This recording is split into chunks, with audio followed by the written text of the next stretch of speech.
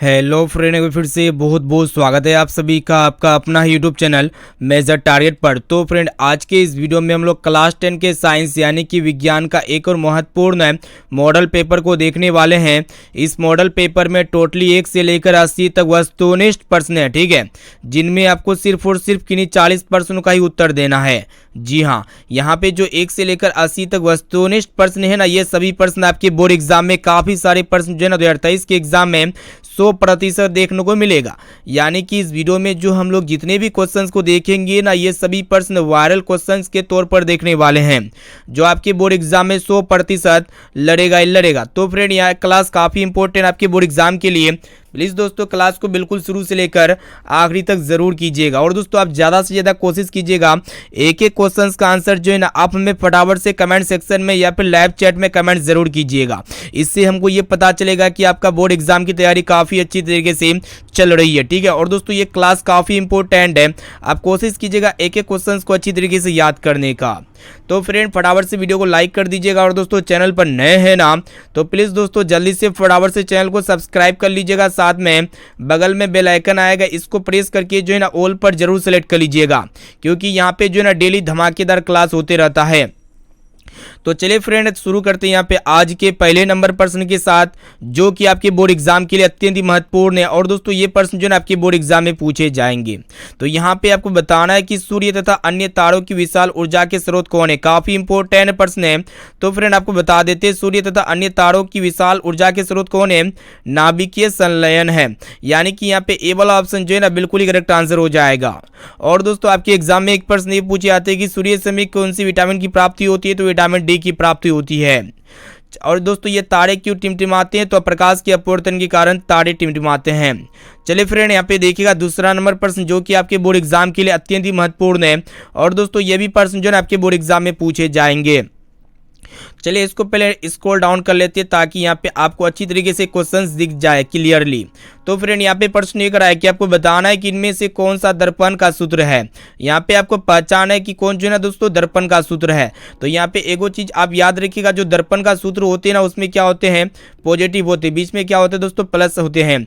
यानी कि 1/b plus 1/u बराबर 1/f होते हैं। कहने का अर्थ है 1/, प्रतिबिंब दूरी प्लस 1/, वस्तु दूरी बराबर 1/, फोकस दूरी।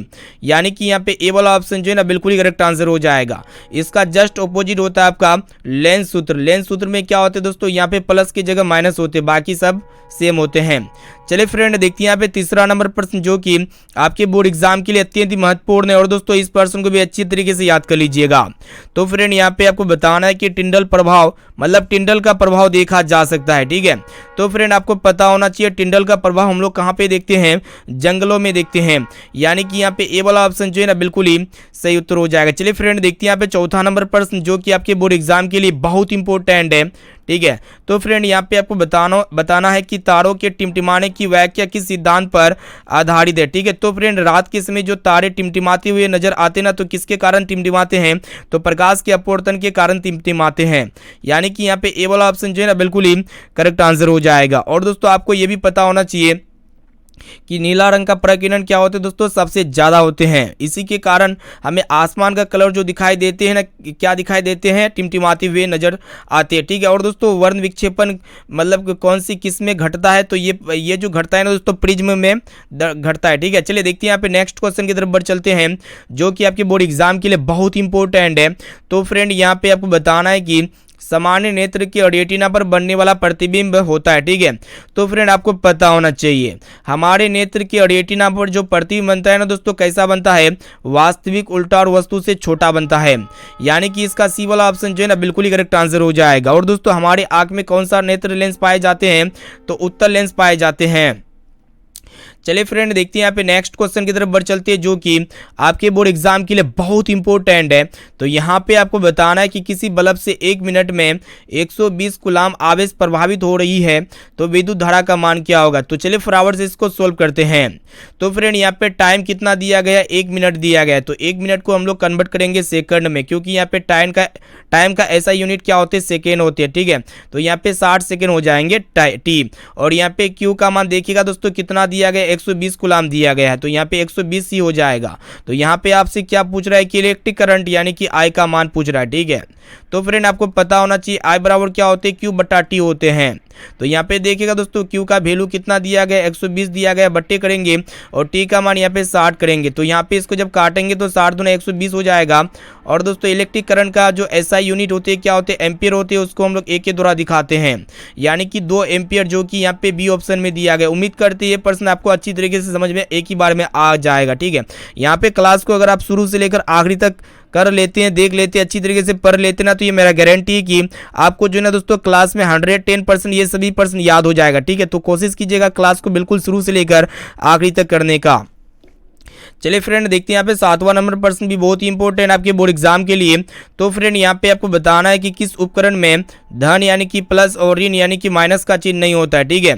तो फ्रेंड आपको पता होना चाहिए जो कुंडली होते हैं यानी कि जो कॉइल होते हैं ना, इसमें ना तो प्लस होते हैं और ना ही माइनस होते हैं। और दोस्तों आपके एग्जाम में एक प्रश्न भी पूछे जाते हैं कि जो अमीटर होते हैं ना, मतलब विद्युत धारा मापने के लिए अमीटर डिवाइस का उपयोग करते हैं, ठीक है।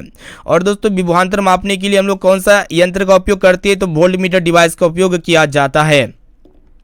चलिए फ्रेंड देखते हैं यहाँ पे नेक्स्ट क्वेश्चन, जो कि आपके बोर्ड एग्जाम के लिए बहुत इंपॉर्टेंट है।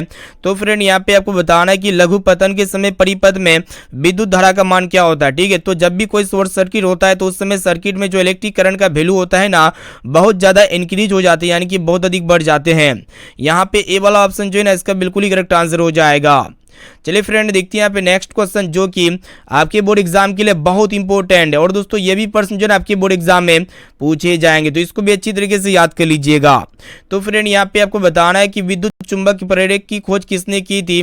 तो विद्युत चुंबक प्रेरक की जो खोज की थी ना, किसने की थी, फ्राडे ने की थी, यानी कि इसका ए वाला ऑप्शन जो है ना बिल्कुल ही करेक्ट आंसर हो जाएगा।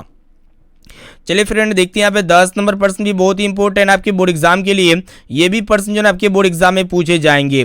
तो यहाँ पे आपको बताना है कि एक उत्तल लेंस होता है, ठीक है। तो फ्रेंड जो एक उत्तल लेंस होते हैं ना, क्या होते हैं, किनारों की अपेक्षा बीच में मोटा होते हैं, कुछ इस प्रकार होते हैं, बीच में मोटा होते किनारों की अपेक्षा, यानी कि यहाँ पे सी वाला ऑप्शन जो है ना बिल्कुल ही करेक्ट आंसर हो जाएगा। इसका जस्ट ऑपोजिट होता है अवतल लेंस। अवतल लेंस क्या होते हैं दोस्तों, यहाँ पे देखिएगा ये जो होते हैं ना बीच की अपेक्षा किनारों में पतला होते हैं, ठीक है। तो चलिए दोस्तों देखते हैं यहाँ पे नेक्स्ट क्वेश्चन, किनारों में इसमें मोटा होता है, बीच में पतला होता है, इसका जस्ट ऑपोजिट होता है आपका अवतल लेंस। चलिए फ्रेंड देखते हैं यहाँ पे नेक्स्ट क्वेश्चन, जो कि आपके बोर्ड एग्जाम के लिए बहुत ही इंपॉर्टेंट है। और दोस्तों ये भी प्रश्न जो है आपके बोर्ड एग्जाम में पूछे जाएंगे। तो यहाँ पे आपको बताना है कि अवतल लेंस का आवर्धन यानी कि m बराबर होता है, ठीक है। तो फ्रेंड हम लोग आवर्धन को मैग्निफिकेशन करते हैं। तो लेंस के केस में आवर्धन जो होते हैं ना पॉजिटिव होते हैं, यानी कि m बराबर क्या हो जाएंगे दोस्तों, v बटा u हो जाएंगे। और दोस्तों आवर्धन का कोई भी एसआई मात्रक नहीं होते, यानी कि ये यूनिट लेस होते हैं, मात्रक विहीन राशि होते हैं। चलिए फ्रेंड देखते हैं यहाँ पे नेक्स्ट क्वेश्चन की तरफ बढ़ चलते हैं, जो कि आपके बोर्ड एग्जाम के लिए बहुत इंपॉर्टेंट है। तो फ्रेंड यहाँ पे आपको बताना है कि गोलीय दर्पण में फोकसांतर एवं वक्रता त्रिज्या के बीच संबंध है, ठीक है। तो फ्रेंड आपको ये पता होना चाहिए जो वक्रता त्रिज्या होती है ना, वो क्या होती है, फोकस दूरी की दुगुनी होती है। कहने का अर्थ जो फोकस दूरी होती है ना, f बराबर r/2 होता है, ये सभी को पता होना चाहिए। क्या होता है दोस्तों, वक्रता त्रिज्या फोकस दूरी वक्रता त्रिज्या की आधी होती है, और दोस्तों ये वक्रता त्रिज्या फोकस दूरी की दोगुनी होती है, यानी कि यहाँ पे ए वाला ऑप्शन जो है ना बिल्कुल ही करेक्ट आंसर हो जाएगा। चलिए फ्रेंड देखते हैं यहाँ पे नेक्स्ट क्वेश्चन की तरफ बढ़ चलते हैं। 13 नंबर प्रश्न भी बहुत ही इंपॉर्टेंट है। तो फ्रेंड यहाँ पे आपको बताना है कि मानव नेत्र में क्या होता है, ठीक है। तो काफी सिंपल प्रश्न है। तो हमारे नेत्र में जो कौन सा लेंस लगा रहता है, तो उत्तल लेंस होता है, ठीक है। यहाँ पे सी वाला ऑप्शन जो है ना बिल्कुल ही करेक्ट आंसर हो जाएगा। चलिए फ्रेंड देखते हैं यहाँ पे 14 नंबर प्रश्न भी बहुत ही इंपॉर्टेंट आपके बोर्ड एग्जाम के लिए। ये भी प्रश्न जो है ना आपके एग्जाम में पूछे जाएंगे। तो यहाँ पे आपको बताना है कि मानव नेत्र वस्तु का प्रतिबिंब निम्न में से किस भाग पर बनाता है, ठीक है। तो फ्रेंड आपको पता होना चाहिए कि मानव नेत्र के किसी भी वस्तु का प्रतिबिंब जिस भाग पर बनाता है ना, तो उसको हम लोग क्या कहते हैं, रेटिना कहते हैं, या फिर उसको दृष्टि पटल के नाम से भी जानते हैं। और दोस्तों आपके एग्जाम में एक प्रश्न भी पूछे आते हैं कि नेत्र का रंगीन भाग कौन होते हैं, तो ये आइरिस यानी कि परितारिका होते हैं। चलिए फ्रेंड देखते हैं यहाँ पे 15 नंबर प्रश्न, जो कि आपके बोर्ड एग्जाम के लिए अत्यंत ही महत्वपूर्ण है। तो यहाँ पे आपको बताना है कि विद्युत जनित्र का सिद्धांत आधारित है, ठीक है। तो यानी कि जो इलेक्ट्रिक जनरेटर होता है ना, इसका थ्योरी किस पर बेस्ड होता है, तो विद्युत चुंबकीय प्रेरण पर आधारित होते हैं, यानी कि इसका सी वाला ऑप्शन जो है ना बिल्कुल ही करेक्ट आंसर हो जाएगा। और दोस्तों ये भी प्रश्न जो है आपके बोर्ड एग्जाम के लिए बहुत इंपॉर्टेंट है, मोस्ट इंपॉर्टेंट है। चलिए फ्रेंड देखते हैं यहाँ पे नेक्स्ट क्वेश्चन की तरफ बढ़ चलते हैं। तो फ्रेंड यहाँ पे 16 नंबर प्रश्न क्या कराए कि यहाँ पे आपको बताना है कि निम्न में से कौन बायोगैस ईंधन का स्रोत नहीं है। ठीक है, तो यहाँ पे बायोगैस ईंधन का स्रोत कौन नहीं है वही आपको पहचानना है। तो यहाँ पे नाभिक की ऊर्जा जो है ना दोस्तों, ये बायोगैस ईंधन का स्रोत नहीं है। इनके अलावा लकड़ी है, गोबर गैस है और कोयला है। और दोस्तों ये कोयला जो होते हैं ना अनवीकरणीय संसाधन होते हैं।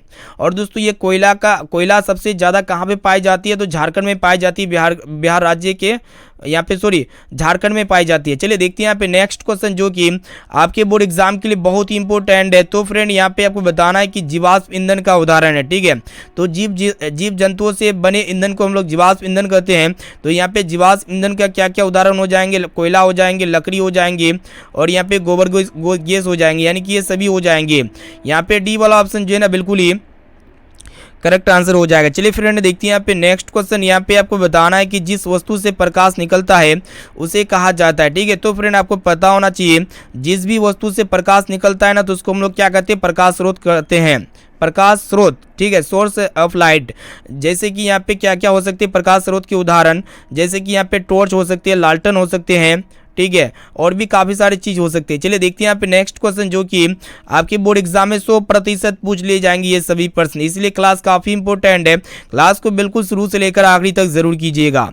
तो फ्रेंड यहाँ पे आपको बताना है कि खतरे के संकेत का प्रकाश किस रंग का होता है। ठीक है, तो फ्रेंड आपको पता होना चाहिए खतरे के सिग्नल का जो प्रकाश होता है ना हमेशा लाल रंग का होता है, क्योंकि ये लाल रंग का प्रकीर्णन क्या होते हैं, सबसे ज़्यादा होते हैं। लाल रंग का तरंगदैर्ध्य सबसे ज़्यादा होते हैं और दोस्तों इसका प्रकीर्णन सबसे कम होते हैं। इसीलिए हमको जो है ना ये लाल रंग बिना छितराए अधिकतम दूरी तय कर सकती है।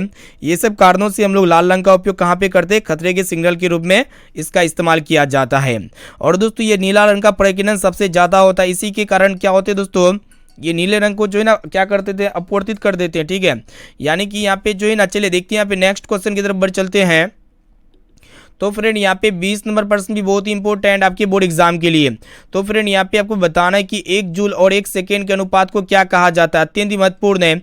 तो फ्रेंड आपको पता होना चाहिए 1 जूल और 1 सेकेंड के अनुपात को हम लोग क्या कहते हैं, 1 वाट कहते हैं। ठीक है, और दोस्तों विद्युत शक्ति का जो ऐसे मात्रक होते हैं ना वाट होते हैं और इसको हम लोग कैपिटल डी के द्वारा दिखाते हैं।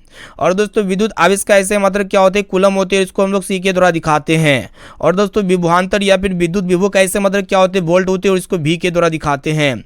चलिए फ्रेंड देखते हैं यहाँ पे नेक्स्ट क्वेश्चन। यहाँ पे आपको बताना है कि चुंबकीय सजातीय ध्रुवों के बीच परस्पर क्या होते हैं, काफी इंपॉर्टेंट प्रश्न है। तो फ्रेंड जो चुंबकीय सजातीय ध्रुव होते हैं ना ये परस्पर क्या होते हैं, प्रतिकर्षण होता है। ठीक है, और दोस्तों जो चुंबकीय विजातीय ध्रुव होते हैं ना इसके बीच क्या होते हैं, आकर्षण होते हैं। चलिए फ्रेंड देखते हैं यहाँ पे नेक्स्ट क्वेश्चन जो कि आपके बोर्ड एग्जाम के लिए बहुत इंपॉर्टेंट है। तो फ्रेंड यहाँ पे आपको बताना है कि विद्युत मोटर परिवर्तित करता है। ठीक है, तो फ्रेंड जो इलेक्ट्रिक मोटर होते हैं ना किस में चेंजिंग करता है, तो ये जो होते हैं ना यांत्रिक ऊर्जा को विद्युत ऊर्जा में चेंजिंग करता है, यानी कि यहाँ पे ए वाला ऑप्शन जो है ना बिल्कुल ही सही उत्तर हो जाएगा। चलिए फ्रेंड देखते हैं यहाँ पे नेक्स्ट क्वेश्चन की तरफ बढ़ चलते हैं। तो फ्रेंड ये 23 नंबर प्रश्न भी बहुत ही इंपॉर्टेंट है। तो यहाँ पे आपको बताना है कि लेंस की क्षमता का एसआई मात्रक क्या होते हैं। ठीक है, यानी कि जो लेंस की क्षमता होते हैं ना इसका एसआई यूनिट क्या होती है, तो प्रति मीटर होते हैं, जिसको हम लोग मीटर इनवर्स भी कहते हैं। और इनके साथ साथ लेंस की क्षमता का जो प्रचलित एसआई मात्रक होते हैं क्या होते हैं दोस्तों, डाईऑप्टर होते हैं। ठीक है, और दोस्तों डाईऑप्टर को हम लोग जो है ना कैपिटल डी के द्वारा दिखाते हैं।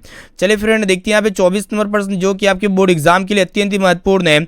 तो फ्रेंड यहाँ पे आपको बताना है कि आकाश का रंग नीला क्यों प्रतीत होता है। ठीक है, तो फ्रेंड हमें आकाश का रंग नीला किसके कारण प्रतीत होते हैं, तो प्रकाश के प्रकीर्णन के कारण, क्योंकि नीले रंग का प्रकीर्णन सबसे ज्यादा होते हैं। यहाँ पे बी वाला ऑप्शन जो है ना बिल्कुल ही करेक्ट आंसर हो जाएगा। और दोस्तों आपके एग्जाम में एक प्रश्न भी पूछे जाते हैं कि प्रकाश के परावर्तन के कितने नियम होते हैं, तो प्रकाश के परावर्तन के 2 नियम होते हैं और प्रकाश के अपवर्तन के भी 2 ही नियम होते हैं। ठीक है, चलिए फ्रेंड देखते हैं यहाँ पे 25 नंबर प्रश्न भी बहुत ही इंपॉर्टेंट आपके बोर्ड एग्जाम के लिए। तो फ्रेंड यहाँ पे आपको बताना है कि विद्युत चुंबकीय प्रेरण की खोज किसने की थी, तो फैराडे ने की थी। इसको अच्छी तरीके से याद कर लीजिए। यहाँ पे बी वाला ऑप्शन जो है ना बिल्कुल ही सही उत्तर हो जाएगा। चलिए फ्रेंड देखते हैं यहाँ पे नेक्स्ट क्वेश्चन। तो फ्रेंड यहाँ पे आपको बताना है कि प्रतिबिंब का आकार हमेशा वस्तु के आकार के बराबर होता है तो दर्पण होगा। ठीक है, तो फ्रेंड आपको पता होना चाहिए, देखिएगा जिस भी दर्पण में प्रतिबिंब का आकार वस्तु के आकार के बराबर बनता है ना तो वो आपका समतल दर्पण होता है। और दोस्तों प्रतिबिंब का आकार वस्तु के आकार के वस्तु से छोटा बने तो आपका उत्तल दर्पण होता है। और दोस्तों प्रतिबिंब का आकार अगर वस्तु से बड़ा बने तो वो आपका कौन सा दर्पण होता है, अवतल दर्पण होता है। चलिए फ्रेंड देखते हैं यहाँ पे नेक्स्ट क्वेश्चन की तरफ बढ़ चलते हैं जो कि आपके बोर्ड एग्जाम के लिए बहुत इंपॉर्टेंट है। ठीक है, इसलिए आप ज्यादा से ज्यादा कोशिश कीजिएगा एक एक क्वेश्चन को अच्छी तरीके से याद करने का। चलिए देखते हैं यहाँ पे यहाँ पे आपको बताना है कि 1 किलोवाट बराबर होता है, ठीक है। तो फ्रेंड ये 1 किलोवाट किसके बराबर होता है, 3.6 गुना 10 के बराबर 6 जूल के बराबर होता है, यानी कि 36 लाख जूल भी कर सकते हैं इसको हम।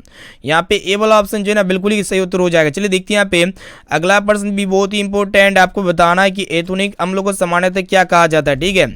तो फ्रेंड एथोनिक अम्लों को हम लोग सामान्यतः क्या कह सकते हैं, तो एसिटिक अम्ल भी कह सकते हैं, इसको भी अच्छी तरीके से याद कर लीजिए। चलिए देखते हैं यहाँ पे 29 नंबर प्रश्न, यहाँ पे आपको बताना है कि भारतीय संगीत प्रणाली में संगीत के कितने सुर होते हैं। तो देखिएगा भारतीय संगीत प्रणाली में संगीत के 7 सुर होते हैं। यहाँ पे सी वाला ऑप्शन जो है ना बिल्कुल ही सही उत्तर हो जाएगा, सा रे गा मा पा धा नी सा।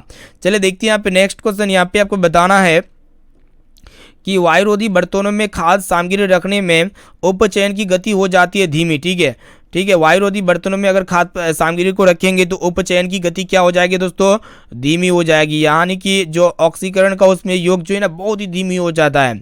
इसलिए जो वायुरोधी बर्तन होते हैं उसमें अगर खाद्य पदार्थ रखते हैं तो वो खराब नहीं होते हैं।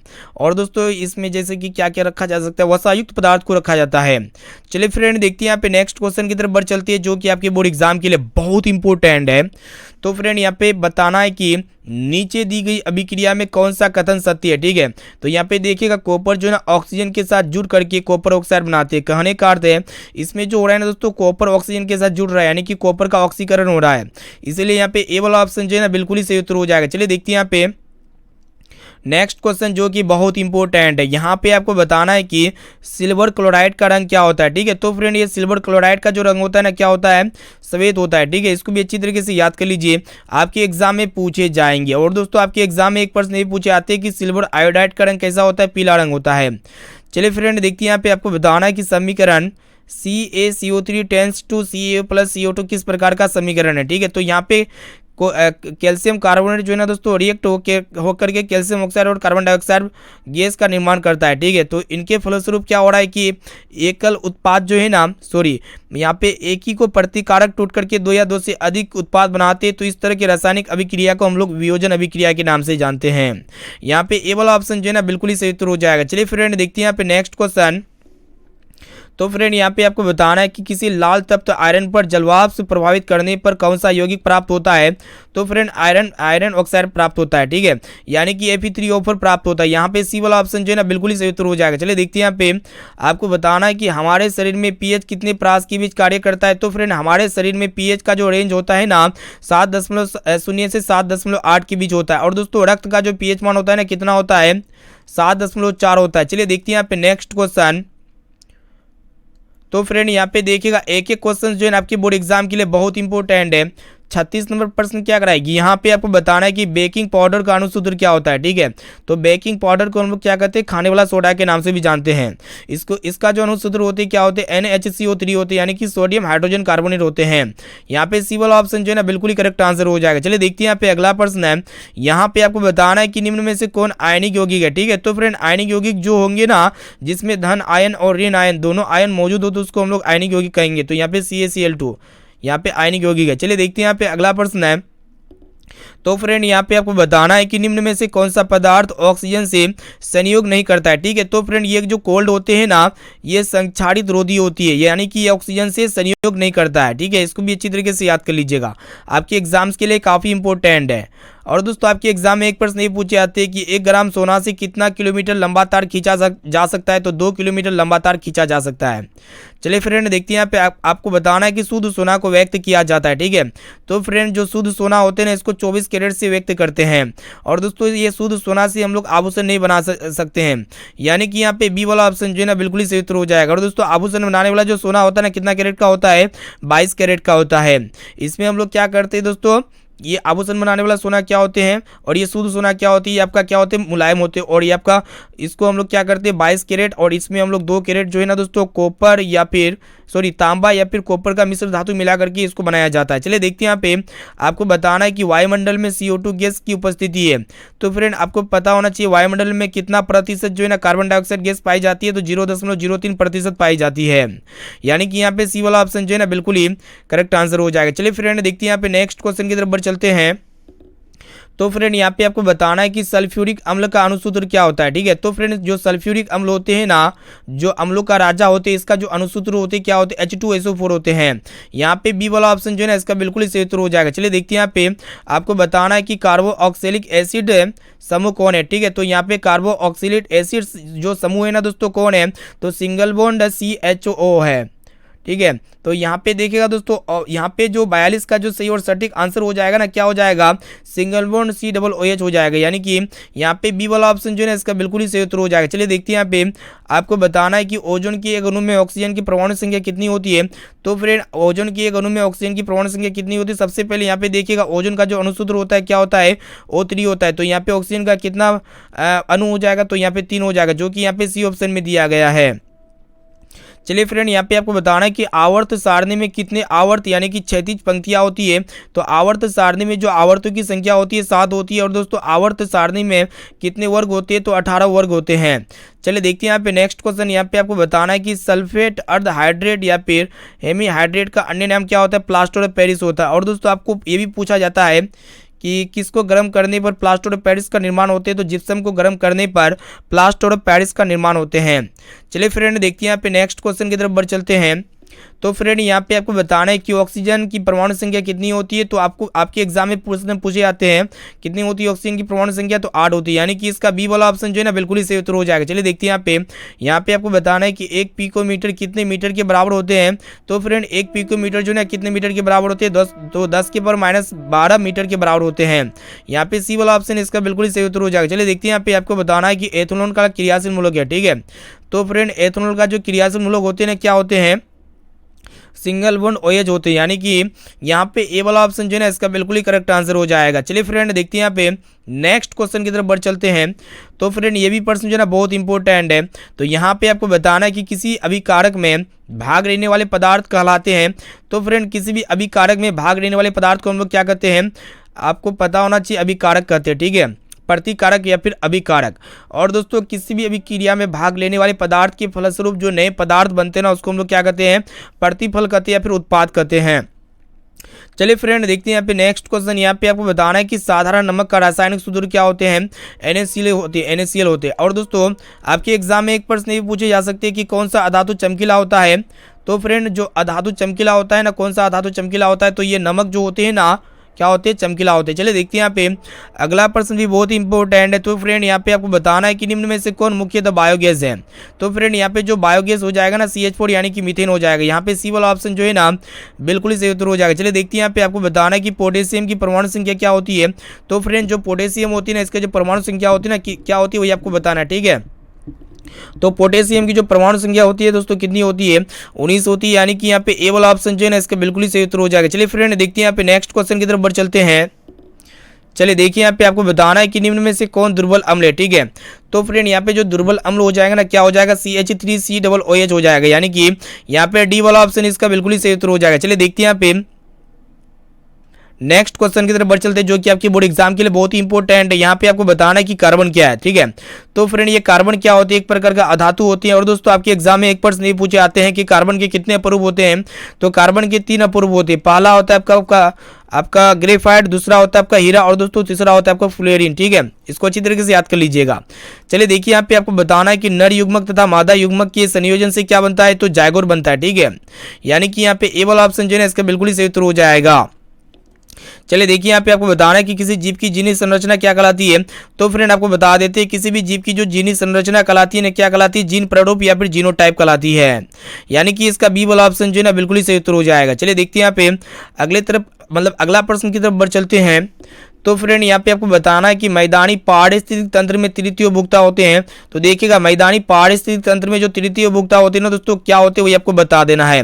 तो सर्प होते हैं यानी कि सांप होते हैं। यहाँ पे डी वाला ऑप्शन इसका बिल्कुल ही सही उत्तर हो जाएगा। चलिए देखते हैं यहाँ पे आपको बताना है कि रक्त में आयरन की कमी से कौन सा रोग होता है दोस्तों। तो रक्त में जब भी आयरन का कमी हो जाएगा ना तो कौन सा रोग होता है, एनीमिया रोग होता है। और दोस्तों आपके एग्जाम में एक प्रश्न ये पूछे आते हैं कि इंसुलिन की कमी से कौन सा रोग होता है, तो मधुमेह रोग होता है यानी कि डायबिटीज होते हैं। चलिए फ्रेंड देखते हैं यहाँ पे अगला प्रश्न आपको बताना है कि कवक में पोषण की कौन सी विधि होती है। तो फ्रेंड जो कवक होते हैं ना ये मृतजीवी विधि के द्वारा अपना पोषण प्राप्त करते हैं। यानी कि यहाँ पे बी वाला ऑप्शन जो है ना बिल्कुल ही करेक्ट आंसर हो जाएगा। चलिए फ्रेंड देखते हैं यहाँ पे नेक्स्ट क्वेश्चन जो कि आपके बोर्ड एग्जाम के लिए अत्यंत ही महत्वपूर्ण है, तो यहाँ पे आपको बताना है कि ऑक्सीजन है। तो फ्रेंड है, ऑक्सीजन जो होते हैं ना एक प्रकार का पादप हार्मोन होते हैं। ऐसे में तो पादप में 5 प्रकार के हार्मोन पाए जाते हैं। चलिए देखते हैं यहाँ पे नेक्स्ट क्वेश्चन। यहाँ पे आपको बताना है कि मानव में डायलिसिस थैली है, ठीक है। तो फ्रेंड यहाँ पे फटाफट से कमेंट सेक्शन में जाके एक एक क्वेश्चन का आंसर जरूर बताइएगा। तो यहाँ पे जो मानव में जो डायलिसिस थैली हो जाएगा ना दोस्तों, क्या हो जाएगा, नेफ्रॉन हो जाएगा। और दोस्तों आपके एग्जाम में एक प्रश्न ये पूछे जा सकते हैं कि कोशिका का पावर हाउस किसे कहा जाता है, तो यही माइटोकॉन्ड्रिया को कोशिका का पावर हाउस कहा जाता है। चलिए देखिए यहाँ पे आपको बताना है कि भोजन का पचना किस प्रकार की अभिक्रिया है। तो फ्रेंड है, भोजन का पचना जो होते हैं ये उपचयन रासायनिक अभिक्रिया के अंतर्गत आते हैं। यहाँ पे ए वाला ऑप्शन जो है ना बिल्कुल ही सही उत्तर हो जाएगा। चलिए देखते हैं यहाँ पे आपको बताना है कि नर युग्मक एवं मादा युग्मक की संलग्न को क्या कहते हैं। तो फ्रेंड है, नर युग्मक तथा मादा युग्मक के संलग्न को क्या कहते हैं, निषेचन कहते हैं, जो कि किसी भी ऑप्शन में नहीं दिया हुआ है। इसलिए यहाँ पे डी वाला ऑप्शन इसका बिल्कुल ही सही उत्तर हो जाएगा। चलिए देखते हैं यहाँ पे आपको बताना है कि निम्नलिखित में से कौन एकलिंगी पादप का उदाहरण है। तो फ्रेंड यहाँ पे गुड़हल का जो पौधा होते हैं ना, जो पादप होते हैं ये एकलिंगी पादप का उदाहरण होते हैं। यानी कि यहाँ पे बी वाला ऑप्शन जो है ना इसका बिल्कुल ही करेक्ट आंसर हो जाएगा। चलिए फ्रेंड देखते हैं यहाँ पे नेक्स्ट क्वेश्चन की तरफ बढ़ चलते हैं। तो फ्रेंड यहाँ पे आपको बताना है कि मुकुलन द्वारा प्रजनन किसमें होते हैं, ठीक है। तो फटाफट से कमेंट सेक्शन में बताइएगा दोस्तों, मुकुलन द्वारा जो प्रजनन होते हैं ना किसमें होते हैं, ईस्ट में होते हैं।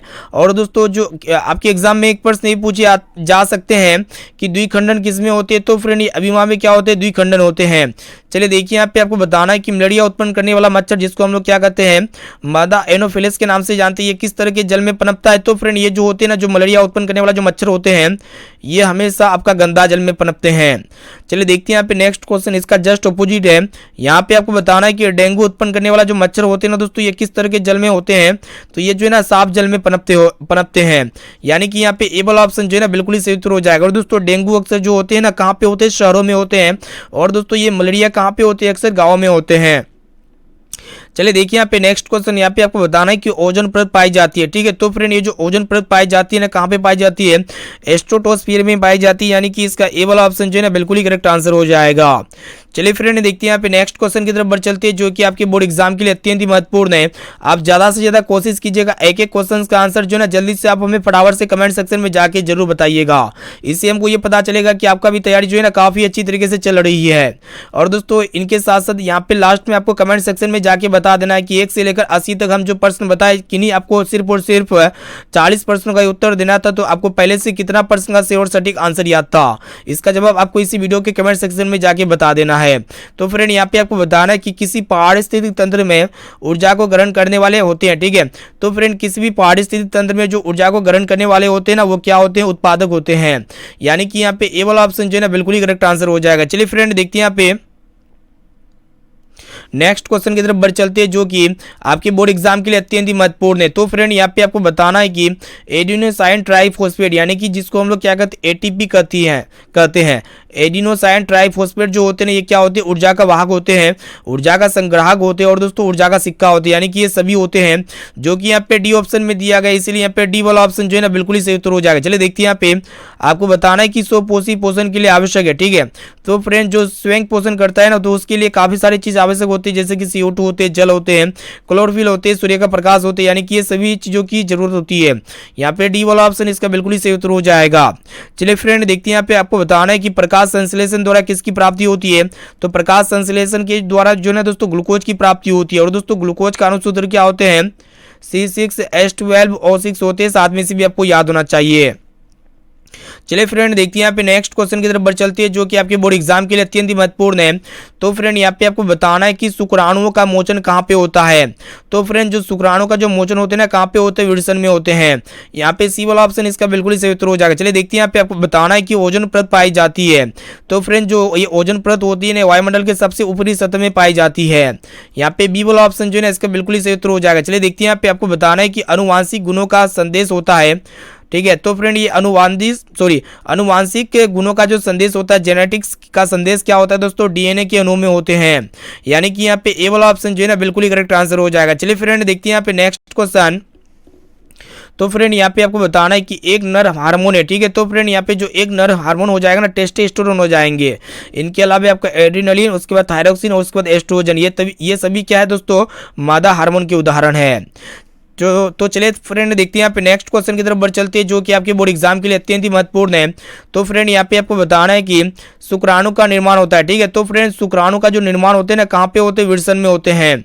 यानी कि यहाँ पे ए वाला ऑप्शन जो है ना बिल्कुल ही सही उत्तर हो जाएगा। चलिए देखते हैं यहाँ पे आपको बताना है कि किस वैज्ञानिक को अनुवांशिकी का पिता कहा जाता है। तो फ्रेंड आपको पता होना चाहिए, ये ग्रेगर जॉन मेंडल को दोस्तों अनुवांशिकी का पिता कहा जाता है। और दोस्तों मटर का पौधे का चयन किसने किया था, तो ये ग्रेगर जॉन मेंडल ने ही किया था। चलिए देखते हैं यहाँ पे नेक्स्ट क्वेश्चन। यहाँ पे आपको बताना है कि एक कोशिकीय शैवालों में जल का परिवहन होता है। तो फ्रेंड जो एक कोशिकीय शैवाल होते हैं ना, इसमें जो जल का परिवहन होता है ना, विसरण के द्वारा होते हैं, यानी कि डिफ्यूजन के द्वारा होते हैं। यहाँ पे सी वाला ऑप्शन जो है ना इसका बिल्कुल ही सही उत्तर हो जाएगा। चलिए फ्रेंड देखते हैं यहाँ पे आपको बताना है कि मछली के हृदय में कोष्ठकों की संख्या कितनी होती है। तो मछली के हृदय में टोटली यहाँ पे 2 कोष्ठक होते हैं, यानी कि यहाँ पे ए वाला ऑप्शन जो है ना बिल्कुल ही करेक्ट आंसर हो जाएगा। काफी इंपॉर्टेंट ये भी प्रश्न था आपके एग्जाम के लिए। तो फ्रेंड यहाँ पे जो है ना हम लोग काफ़ी महत्वपूर्ण प्रश्न आपको पढ़ा चुके हैं।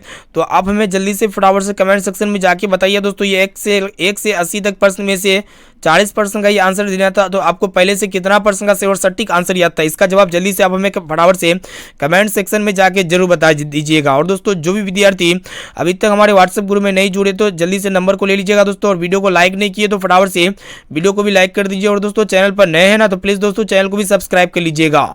और साथ में नोटिफिकेशन बेल आइकन को प्रेस करके ऑल पर जरूर सेलेक्ट कर लीजिएगा।